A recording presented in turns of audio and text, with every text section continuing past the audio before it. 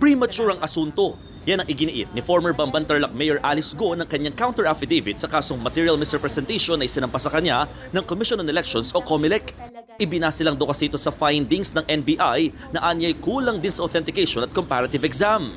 Unang sinabi ng NBI na nag-match ang fingerprints ng dating alkalde sa Chinese na si Go Waping. Git naman ni Alice Go, hindi naman kinwestiyon ang kanyang declaration ng citizenship at residency nang maghain siya noon ng Certificate of Candidacy sa Bamban.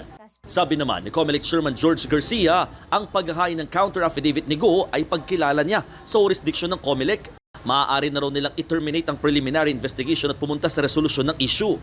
Bukod kay Go, meron ding 5 dating kandidato sa pagkaalkalde at opisyal ng barangay na sinampa ng COMELEC ng kasong misrepresentation. Kabilang sa halimbawa ng misrepresentation ay pagsisinungaling sa edad, tirahan, kung rehistrado ba silang botante, literate o isang Filipino citizen. Hindi po tayo nagsisingle out kay Mayor Alice Gulang sapagkat regular po kami na mayroong mga misrepresentation cases. Maaari hindi lamang nababalita at dahil hindi masyadong kilala yung mga kandidato. Tuloy-tuloy naman ang paghahanda ng COMELEC sa 2025 midterm elections. Ininspeksyon nila ang mga gagamiting automated counting machines o ACM. Tinesting mula sa pag-scan ng balota, pagpindot sa touchscreen, hanggang sa pakikinig kung may audio o tunog na lumalabas. Bahagi ito na tinatawag na hardware acceptance test para masuri kung nasa maayos na kondisyon ng bawat ACM na ginawa at nirentahan sa South Korea. Mas practical daw ang pagrenta sa mga ito. Kasi kung binili natin, baka after 2 elections hindi na naman magagamit, ay di-imbak na naman. At least ito, pagkatapos gamitin, balik natin sa kanila, sa provider.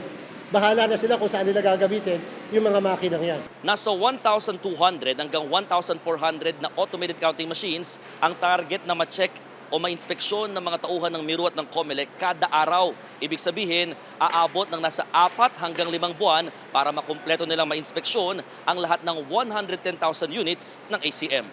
27,500 ACM units nang dumating sa bansa at posibleng maihatid na ang kabuuang bilang nito hanggang sa Nobyembre. Ikinagulat naman doon ng COMELEC ang desisyon ng Korte Suprema na hindi kasama sa Bangsamoro Autonomous Region in Muslim Mindanao o BARM ang Sulu.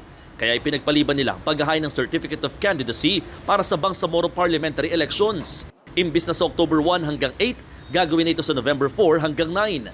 Kahit immediately executory ang desisyon ng Korte Suprema, pinag-aaralan pa rin doon ng COMELEC na maghain ng apela. Ang Sulu naman, isa sa ilalim muli sa Region 9 o Zamboanga Peninsula. Ako, Simon Gualvez, para sa 1PH.